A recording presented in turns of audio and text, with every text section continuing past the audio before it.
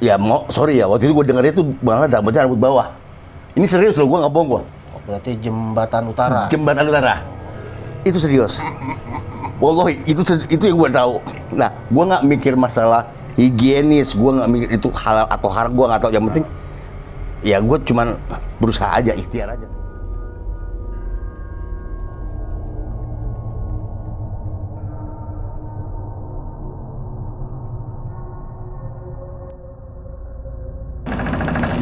Bro, ini adek gue. Tumben lo bikin kopi enak juga nih. Lu dari mana dari tadi? Dia udah cerita banyak, lu baru dateng. Iya. Dari mana lu tadi? Tadi habis ngobrol sama Pak Haji depan. Oh, Tahu apa yang ngomongin soal kontrakan? Iya, nggak tahu orangnya datang. Ya orangnya ada ya? Pas sekalian gua beresin itu toko sebelah. Wih, mau ngambil juga. Enggak, kotor. Kira mau diambil juga. Bocah-bocah kalau habis jajan buang sampah sembarangan. Ini Ling, si Bidin udah cerita 2 cerita ke gua. Wah, dia nggak usah cerita aja, gue udah serem bro, beneran. Udah cerita serem. Lo ketawa biasa aja, ini jangan goyang. Empah nih. Untung cuma satu orang kayak lo. Aduh. Jadi lu katakan ada cerita ketiga nih, Din. Ada. Dia punya cerita yang ketiga. Tadi 1, 2 udah yang Gua cerita. ketinggalan dong episode. Iya, nanti ya nanti lu tinggal dia denger ceritain lagi aja nanti kalau lagi ke toko lo.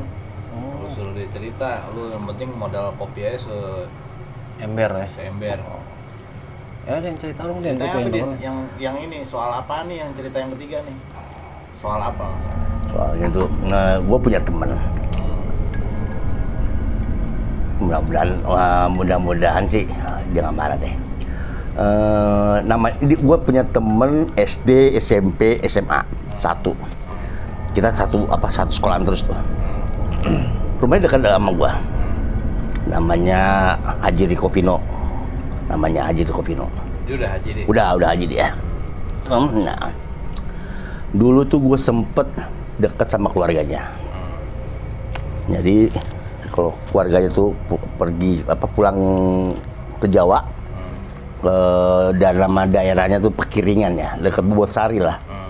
Nah itu selalu gue tuh yang nganterin, gue yang nyempirin tuh. Jadi itu pokoknya tahun 2001 tuh kejadian tuh. Nah udah kayak begitu, bapaknya itu kan bapaknya teman gua itu punya memang lagi punya rencana mau bikin sekolahan di sana. Jadi mau bikin lembaga tempat sekolahan terpadu gitu kan, mau bikin balai kerja BLK lah ya dulu namanya. Ini daerah mana lu ceritanya? Pekiringan. Daerah mana? Jawa Barat. Jawa Tengah. Kabupatennya Purbalingga. Gitu, Bobotsari. Orang ngapak gitu. Ya, ngapak lah tuh, ngapak kan. Nah, itu jadi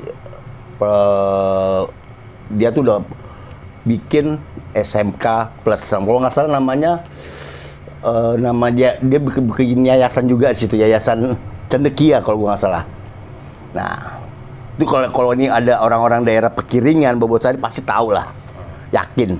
Ya, bahkan bapaknya ini dia yang mencetus untuk bikin museum Panglima Sudirman. Itu dia bapaknya, Haji Siono bapaknya. Maksudnya apaan Panglima Sudirman tuh bro? Gue nggak paham. Bukan Panglima Jangkrik, Bang. Bukan. Panglima Sudirman. Kan dia orang sono, orang Pekiringan. Oh. Iya. Ininya di Bantar Barang kalau gua nggak salah. Kalau bikin museumnya. Nah, itu yang pencetus tuh bapaknya teman gua tuh, Haji Siono namanya. Nah, jadi saat itu dia tuh ya agak-agak wangi lah gitu loh, membangun tempat kampungnya dia. Nah, dan sampai dia banyak orang di sana tuh pengen berharap ini Haji Siono kalau bisa ya mungkin jadi kepala desa lah, atau mungkin jadi bupatinya mungkin ya, kalau kata gue mungkin gitu. Nah, seiring dengan itu mungkin ada plus minus, gua nggak ngerti lah kayak gitu kan. Maksudnya ada yang seneng, ada yang enggak kan. Pro kontra itu kan lazim terjadi.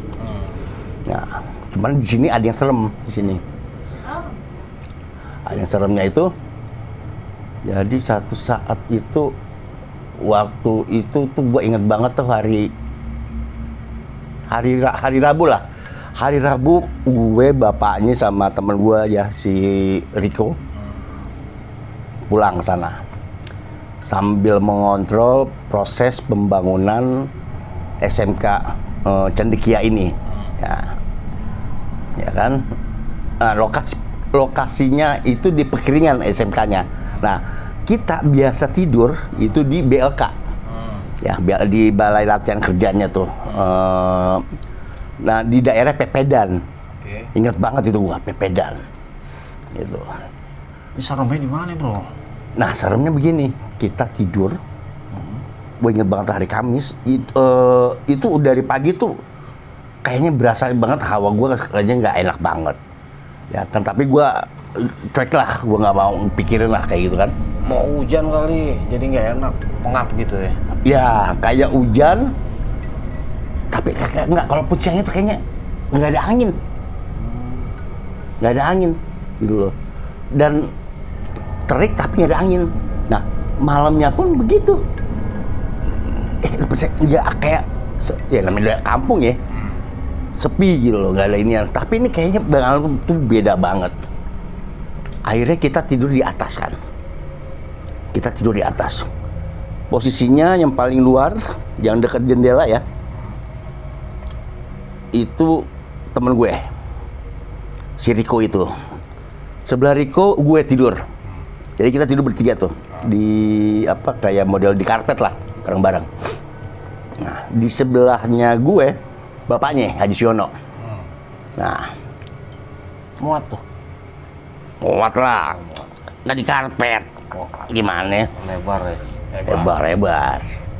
Nah, Enggak, gue masalahnya kalau lu ngomong begitu-gitu, pikiran gue tuh menganalisanya agak sempit gitu. yang sempit pikiran lo. Tempatnya saat itu luas. Luas ya? Luas. Iya, kalau gitu bisa jadi tempatnya lebih luas dari body lu ya kan? Oh iya, pasti lah, gimana namanya BLK, gimana lo?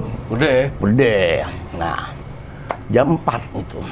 Biasa kalau di kampung itu sebelum kan biasa kalau sebelum azan pasti dia tahrim. Nah, gue ingat banget itu tahrim tuh. Subuh tuh. Subuh. Nah, tapi pas sudah subuh, sebelum sholat subuh, itu pasti ada kayak orang kayak orang tahrim lah. Iya. Nah, tapi belum azan tuh. Nggak lama kemudian itu kayaknya kalau gua lihat sih kayaknya ada apa kayak terang lah tuh. Karena kan ada jendela di atas ya, ada jendela itu kayak terang set kayak jatuh tuh. Boom. Itu bunyi kencang. Sinar tuh. Kayaknya sinar jatuh di atas gue. Meteor. Nggak ngerti lah, atau meteor apa whatever, gue nggak ngerti. Bem aja, tapi gue bingung. Yang denger gue. Nah, ini sebelah gue, si Riko, dia nggak denger. Haji Siono juga nggak denger. Karena gue kecapean kali kan, nggak tahu. Nah, yang serem itu pas nggak lama dari suara itu jatuh, temen gua yang tadi tidur, hitungan paling-paling cuma 5 detik lah, matanya melotot. Melotot. Nah, habis itu dia ngegerung. Kayak gitu. Nah, habis ngegerung, Ngeri tuh. Iya. iyalah, ngeri, gua juga ngeri. Orang dari dia tidur, tiba-tiba melotot. Gak lama kemudian keluar darah. Dari hidung. Hidung banyak banget, abis itu mulut keluar. Dari mata ada keluar tapi dikit. Tapi dia lagi posisi tidur. Tidur. Enggak. Si Riko lagi tidur. Gua goncang-goncang badannya. Kagak bangun. Pas si Haji Siono pun nggak bangun. Wah, gimana? Itu darah keluar terus. Itu karpet yang keluar, biasa karpet hijau ya. Itu di atas karpet hijau. Itu sebelah di bawahnya lehernya si Riko itu udah darah semua. Bentar, temen lu lapar.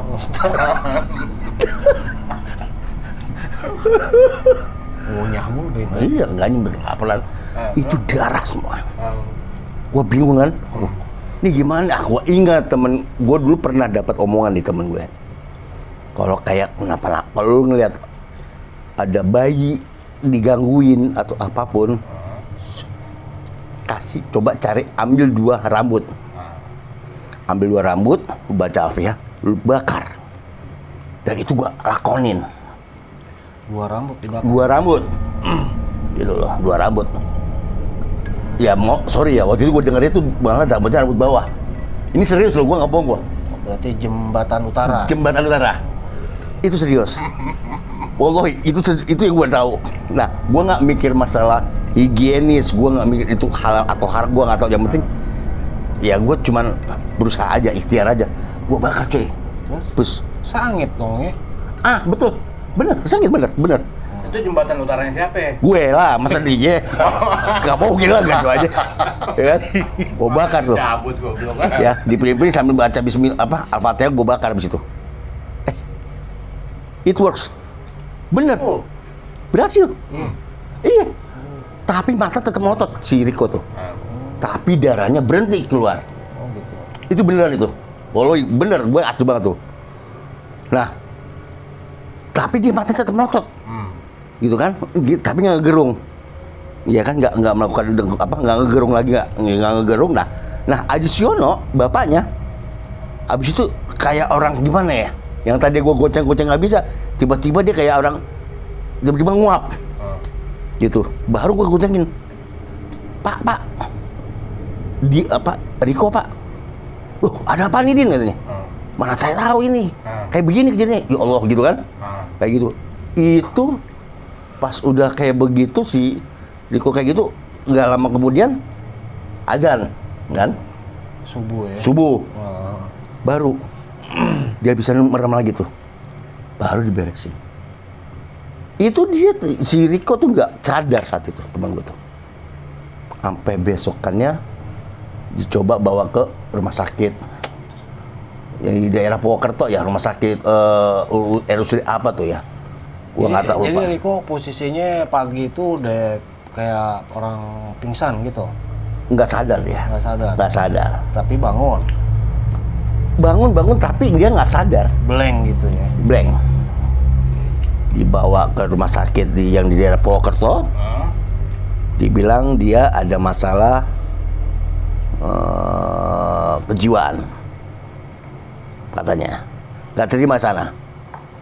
Nggak diterima di sana, dan mungkin saudaranya juga berpikir keluarganya mungkin kejauhan, dibawalah sampai ke Sumber Waras, Grogol. Dibawa ke rumah sakit Sumber Waras.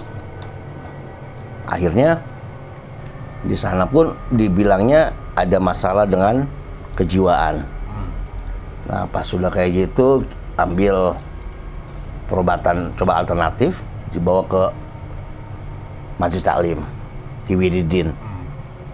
Baru bisa. Normal. Itu jaraknya, kalau gua nggak salah tuh 6 hari. Jadi dia sempat lama di 2 hari 3 hari lah di Sumber Waras. Disangkanya dia kejiwaan. Padahal kemasukan tuh ya. Dikirim. Jadi itu kayak santet. Kalau menurut gue ini kayak santet. Jadi yang jadi permasalahan di cerita lu ini adalah kenapa dia salah apa sampai disantet orang bapaknya. Bapaknya kenapa? Bapaknya itu kan mau sempat milih istilahnya disangkanya mau mencalonkan diri sebagai lurah. Nah, kayak gitu. Jadi untuk supaya nggak apa ya? Masalah persaingan politik. Kayak gitu-gitulah. Ya kan? Tapi yang gue bingung itu kenapa bisa salah alamat ya? Jadi kalau gue pikir gue sih bapaknya ada pegangan juga.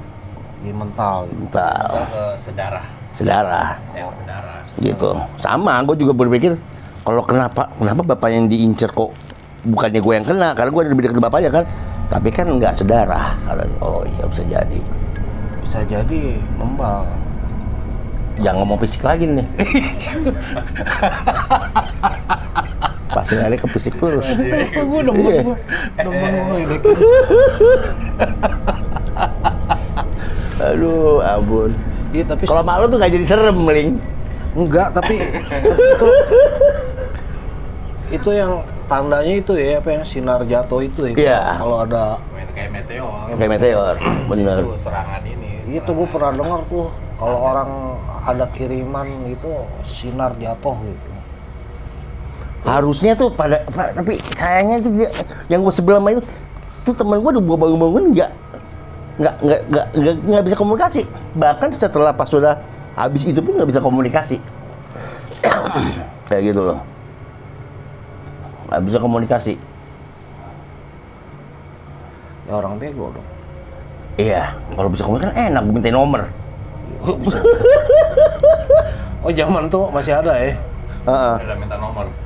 Iya ada lah. Ada namanya Togel, Toto, kalau nggak Toto. Dia kan ke Singapura. Sampai tahu lu kan minta nomor doang. Kalau dikasih nomor cewek nggak salah juga kan? Nah, tapi itu kalau cerita lo yang kayak gitu kan creepy-nya sebenarnya di saat dia lagi muntah darah ya kan. Iya. Nih, lo dengerin nih. Adek gue punya cerita. Serem. Gue nggak bisa cerita serem bro. Tapi emang ada pengalaman.